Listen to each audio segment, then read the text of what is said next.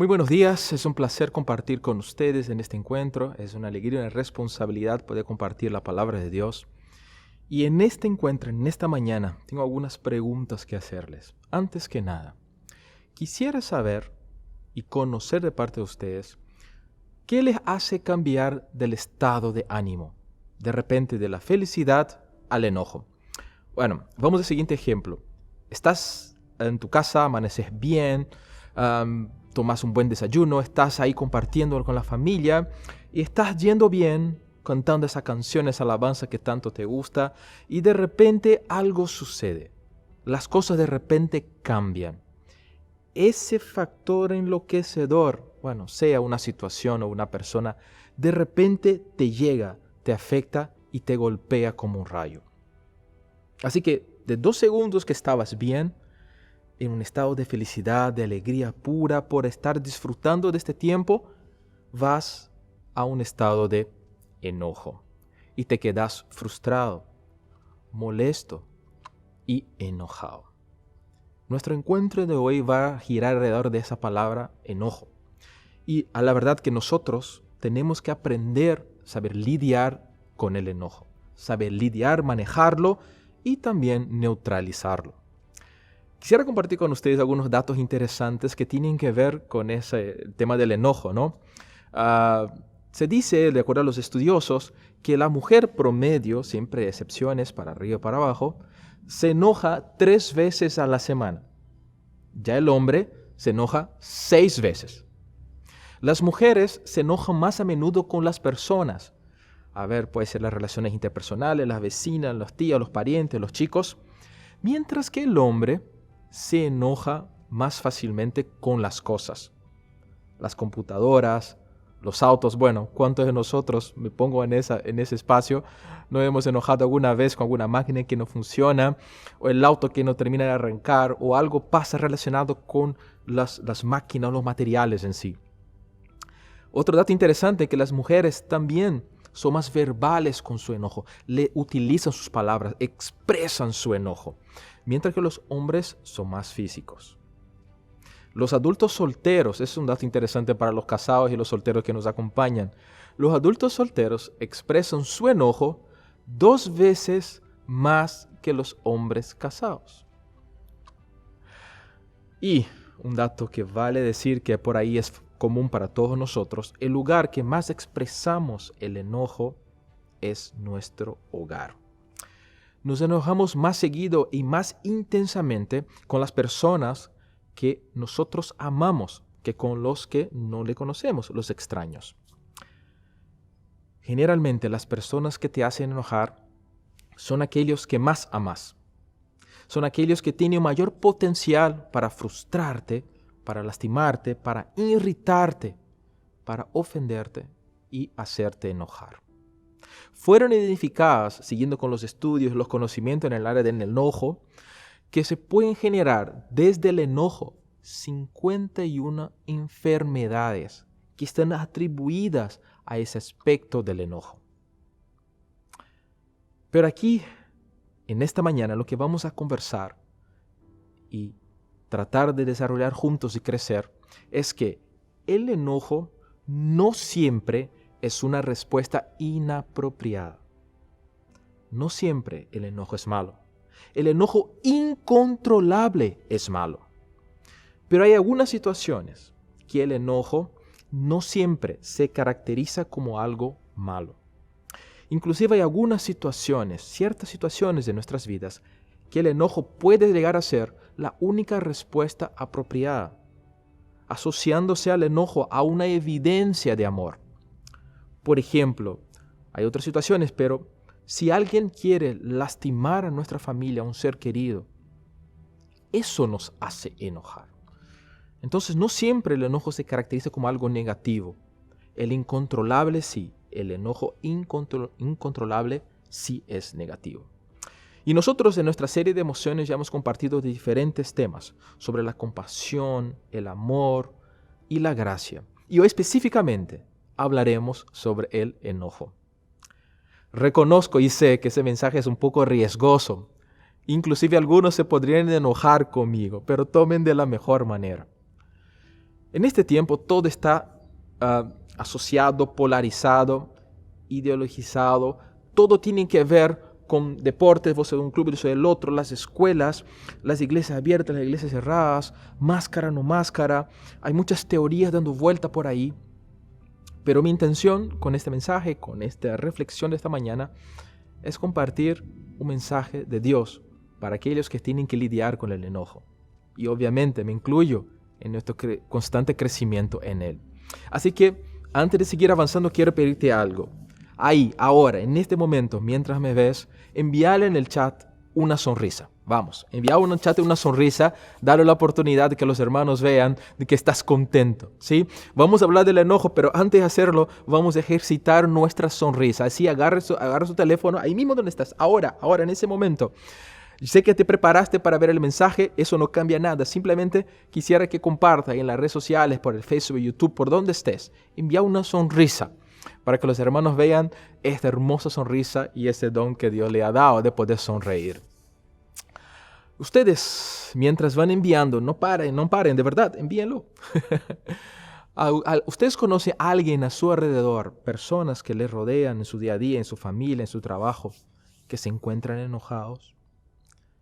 En realidad, quizás antes de iniciar este encuentro, has accedido a una red social, has visto algo y has detectado personas que están enojadas con alguna situación, con alguna persona en especial, porque las personas tienen constantemente esa lucha con el enojo para no molestarte, para sentirse enojada con las cosas que nos rodean.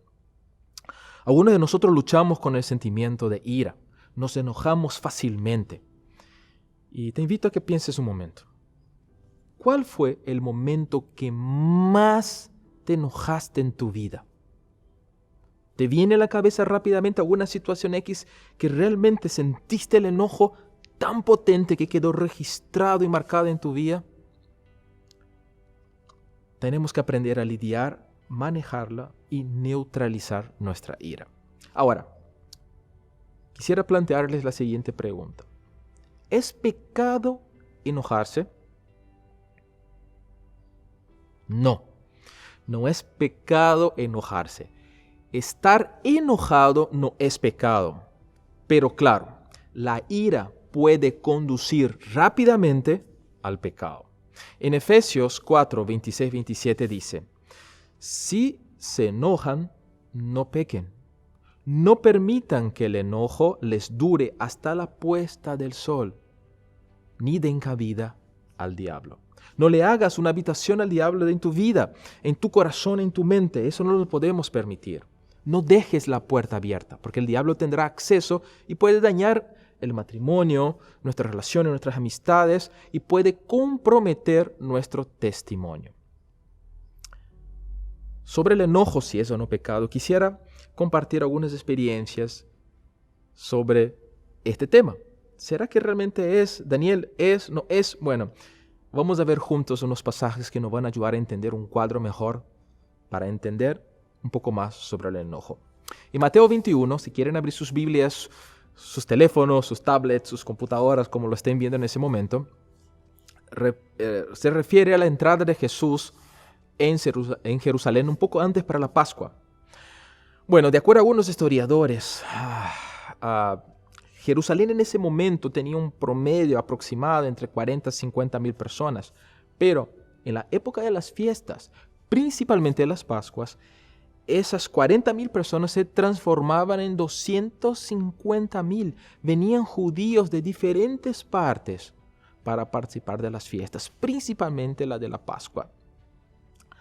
Era una costumbre judía y eso hacía con que vinieran de diferentes provincias en aquellos entonces, distantes, días, semanas de viaje para estar ahí, al borde del templo. Para entender lo que estaba pasando, este momento era su última semana de vida, ahí compartiendo con sus discípulos. Él sabía lo que esperaba, él sabía lo que se estaba acercando.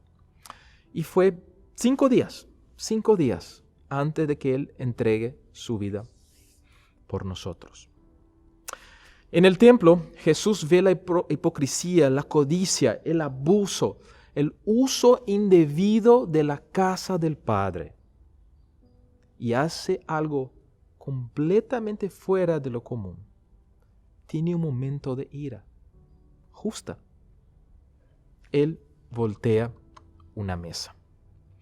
Dice textualmente en Mateo 21, 12 y 14 así: Jesús entró en el templo y echó de allí a todos los que compraban y vendían.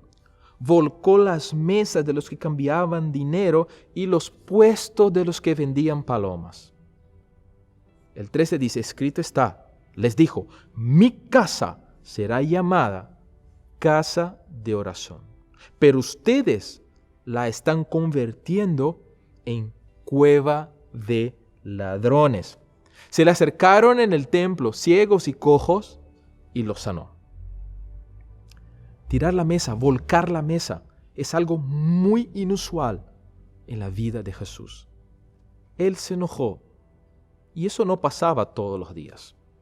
Jesús más bien era conocido por su amor y no por su ira. Después de tirar las mesas pasó algo que inclusive podemos asociar como extraño en ese relato, y lo hace Mateo. Él lo incorpora. Inclusive suena algo fuera del contexto. Se le acercaron al templo ciegos y cojos y los sanó. Mateo combina las dos historias en una sola. Jesús está enojado, expresa su enojo, da un mensaje y sana los enfermos. Jesús se enojó, pero él no vivía enojado. No era su característica singular. Jesús es conocido por su amor y no por su ira. Y de corazón, el objetivo de nuestra charla es que al finalizar nuestro encuentro, no dé vueltas a la mesa. No es que te transformes y que vaya a gritar con su esposa, con sus hijos y le des un sermón. No es eso. El objetivo realmente de nuestro encuentro, de nuestra reflexión, es saber enojarnos. Es saber enojarnos sin desacreditar nuestro testimonio y sin, obviamente y principalmente, lastimar a las personas y evitar herir emociones. Bueno, vamos a conversar sobre 3 puntos principales del momento en que Jesús se enojó. El primero de ellos se refiere a que Jesús estaba enojado por aquellos que fueron maltratados. ¿Sí? ¿Se entiende? O sea, Jesús estaba molesto, enojado, estaba ofendido por aquellos que estaban sufriendo el maltrato, el engaño. Él no estaba enojado por lo que los otros le hicieron y le dijeron a él. Su corazón se rompe y le sale el enojo cuando él ve que se maltratan a otros. Y ahora te pregunto, ya conociendo la historia de Jesús, la mayoría de nosotros que nos acompañan, Jesús es maltratado en el futuro, ¿no es cierto? Él es traicionado, fue crucificado, fue odiado, mentieron sobre Jesús. ¿Verdad que sí? Pero Jesús jamás se enojó cuando lo maltrataron o le hicieron o dijeron algo de él. Jesús se enojó cuando otros estaban sufriendo. Eso es importante recordar. Jesús se puso en ese estado por ver que aquellas personas que con su fe estaban presentes en el templo adorando a Dios, se veían engañados por aprovechadores que aprovechaban, vale decir otra vez, de su posición para sacar ventajas de las personas que iban al templo a adorar. Y eso lo hizo Jesús enojar muchísimo. Pero no con las personas, sino que, hablando del mismo, sino que para aquellas personas que recibían ese engaño, ese maltrato. Y la verdad es que en ese momento es importante preguntarnos a nosotros mismos. Al menos si estás acompañado, guarda para ti, si quieres compartir, hacerlo. Pero eres del tipo de persona, hombre, mujer, a lo mejor niño también, que se enoja fácilmente. Bueno, obviamente alguien cuando hiere mis sentimientos, bueno, me puedo llegar a enojar, ¿verdad? Alguien me miente, me critica, me dice algo, habla por mi espalda. De verdad, hay situaciones así. Pero la Escritura, la palabra de Dios, es bastante clara sobre eso. nos llaman a vivir de una manera radical, más allá de lo natural.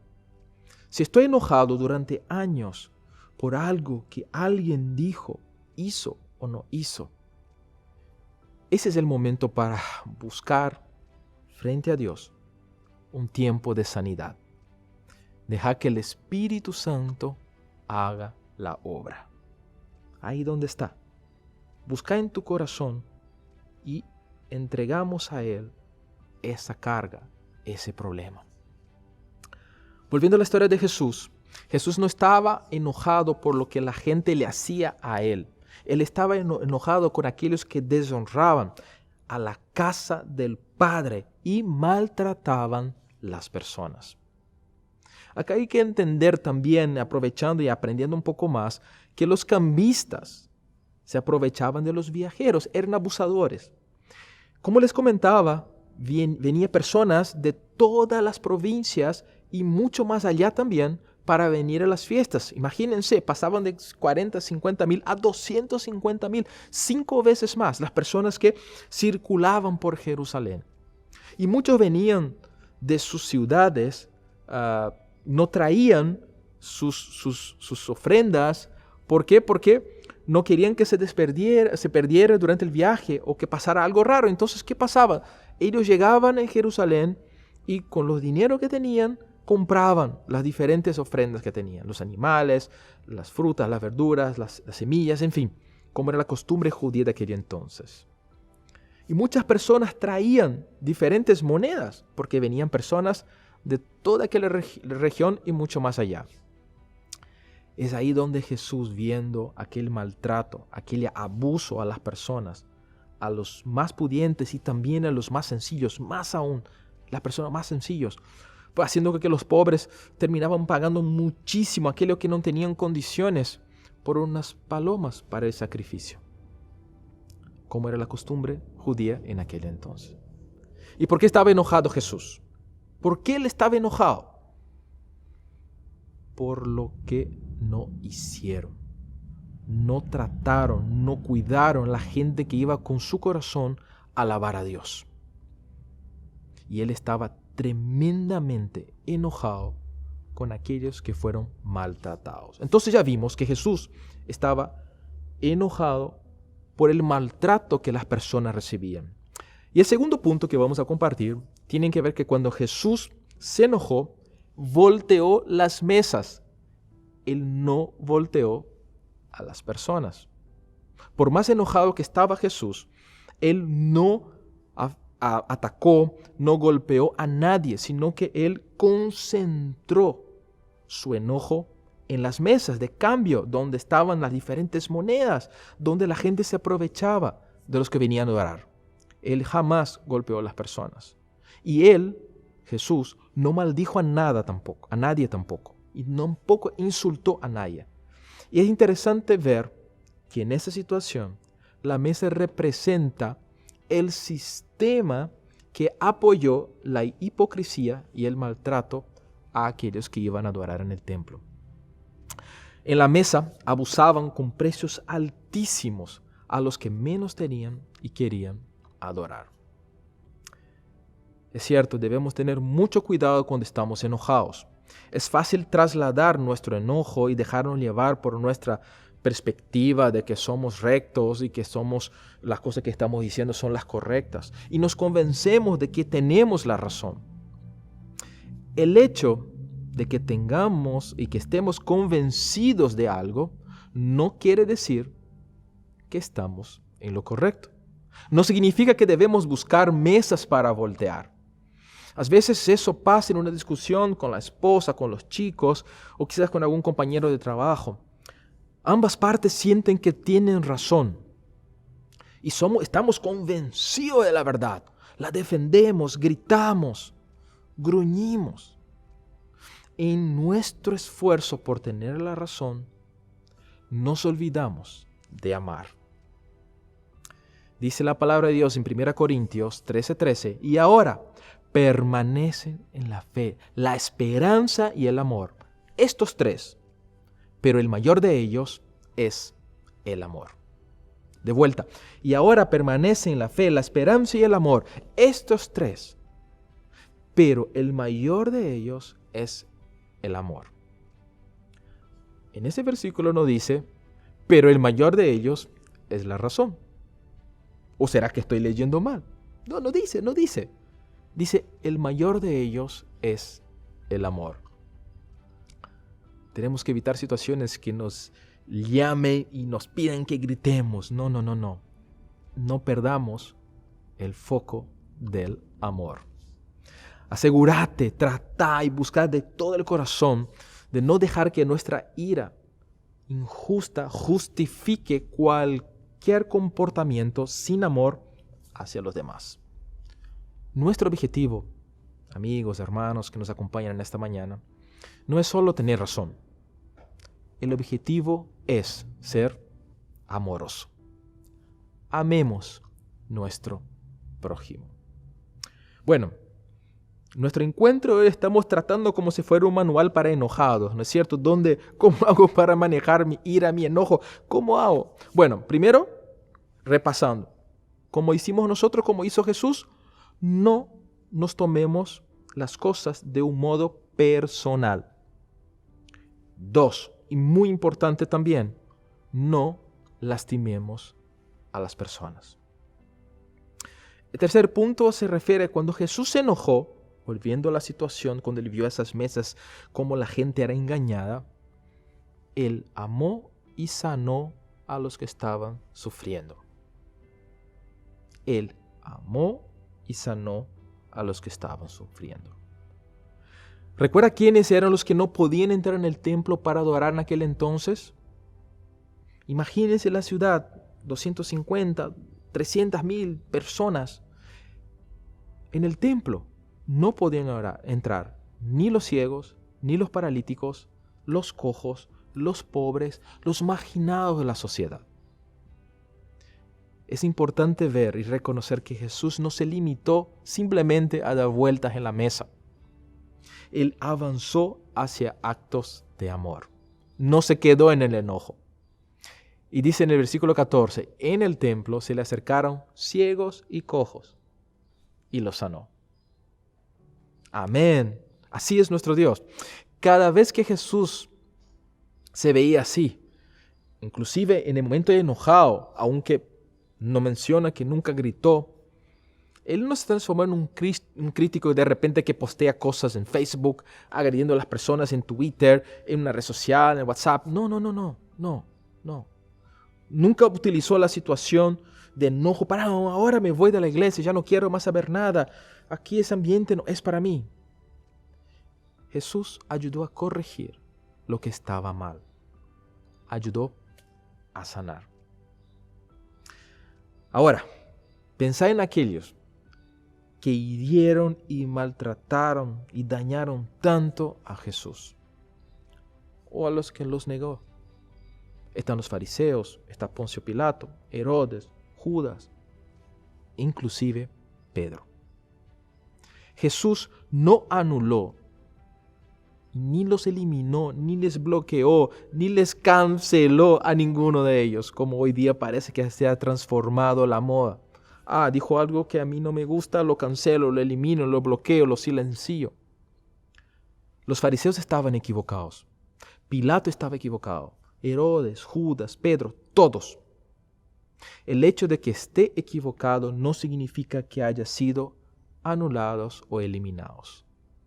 Lo que hizo Dios fue anular el pecado. Dios anuló el pecado. No me anuló a mí. Dice 2 Colosenses 13. Sin embargo, Dios nos dio vida en unión con Cristo al perdonarnos todos los pecados y a anular la deuda que teníamos pendiente por los requisitos de la ley. Él anuló esa deuda que nos era adversa, clavándola en la cruz. Desarmó a los poderes y las potestades y por medio de Cristo los humilló en público al exhibirlos en su desfile triunfal. Dios anuló mis pecados, pero no me anuló a mí. ni a ti. Él me perdonó inclusive cuando yo pequé contra Él. Hay evidencia clara e irrefutable del amor, la gracia, el cuidado, la misericordia y la bondad de Dios. Jesús cargó mi pecado. Su único Hijo, inocente en la cruz, juzgado por mi pecado. Cuando Jesús murió, venció el pecado y la muerte, pagó el precio. ¿Quién es ese Jesús? Es un Jesús enojado por la hipocresía y cualquier otra cosa que alejaba a la gente del Padre. Así que, cuando te enojes, no peques. Si alguna vez vas a voltear las cosas y estás en un momento, que sea una mesa. No voltea a una persona. La meta no es tener razón. La meta aquí es amar. Gracias a Dios, nos enojamos por diferentes problemas. Luchamos por diferentes situaciones. Luchamos contra la pornografía. Luchamos para asegurar los matrimonios. Luchamos contra el racismo. Luchamos para defender las vidas de las personas, protegerles, servirles. Luchamos por los niños no nacidos en contra del aborto. Pero en tu ira, no peques. Amigos, hermanos, el mundo se encuentra muy dividido y necesita una iglesia unida. Enojados con la maldad, pero unidos. Nuestra misión para llevar a las personas a convertirse en seguidores completamente consagrados. Queremos ser conocidos por el amor y no por la ira. Buscamos traer la sanidad y esperanza. Recordad, en tu ira no peques. Gire la mesa. Ame a las personas. Que Dios le bendiga.